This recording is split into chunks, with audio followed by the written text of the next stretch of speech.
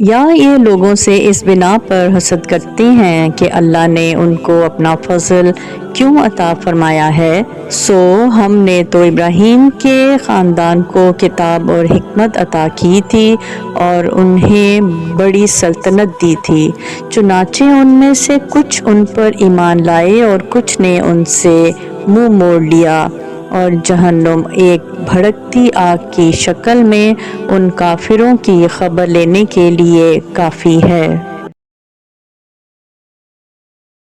کیا تم نے اس شخص کے حال پر غور کیا جس کو اللہ نے سلطنت کیا دے دی تھی کہ وہ اپنے پروردگار کے وجود ہی کے بارے میں ابراہیم سے بحث کرنے لگا؟ جب ابراہیم نے کہا میرا پروردگار وہ ہے جو زندگی بھی دیتا ہے اور موت بھی، تو وہ کہنے لگا کہ میں بھی زندگی دیتا ہوں اور موت بھی دیتا ہوں۔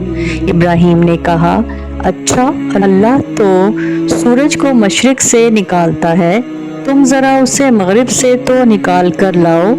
اس پر وہ کافر محبوط ہو کر رہ گیا، اور اللہ ایسے ظالموں کو ہدایت نہیں دیا کرتا۔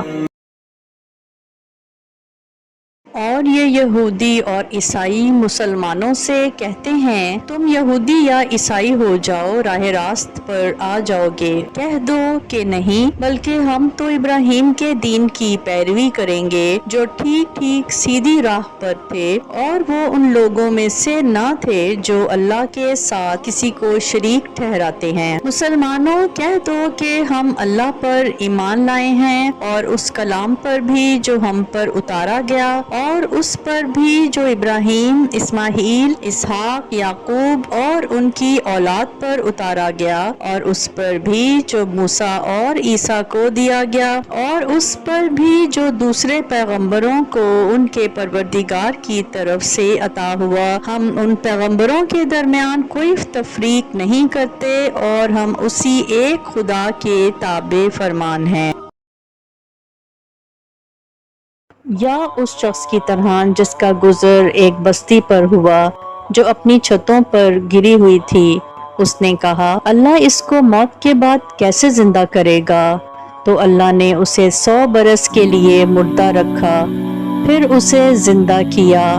فرمایا تو یہاں کتنی دیر ٹھہرا رہا؟ وہ بولا 1 دن یا کچھ دن۔ فرمایا بلکہ تو 100 برس رہا ہے۔ اب اپنے کھانے اور پانی کو دیکھ کہ وہ سڑا نہیں، اور اپنے گدھے کو دیکھ، اور یہ اس لیے کہ ہم تجھے لوگوں کے لیے ایک نشانی بنائیں، اور ہڈیوں کو دیکھ کہ ہم انہیں کس طرح اٹھا کر گوشت پہناتے ہیں۔ جب اس پر یہ بات واضح ہو گئی تو وہ بولا میں جانتا ہوں کہ اللہ ہر چیز پر قدرت رکھتا ہے۔ اور اس وقت کا تذکرہ سنو جب ابراہیم نے کہا تھا میرے پروردگار مجھے دکھائیے کہ آپ مردوں کو کیسے زندہ کرتے ہیں۔ اللہ نے کہا کیا تمہیں یقین نہیں؟ کہنے لگے یقین کیوں نہ ہوتا، مگر یہ خواہش اس لیے کی ہے تاکہ میرے دل کو پورا اطمینان حاصل ہو جائے۔ اللہ نے کہا اچھا تو 4 پرندے لو اور انہیں اپنے سے مانوس کر لو، پھر ان کو ذبح کر کے ان کا ایک ایک حصہ ہر پہاڑ پر رکھ دو، پھر ان کو بلاؤ، وہ چاروں تمہارے پاس دوڑے چلے آئیں گے، اور جان رکھو کہ اللہ پوری طرح صاحب اقتدار بھی ہے، اعلیٰ درجے کا حکمت والا بھی۔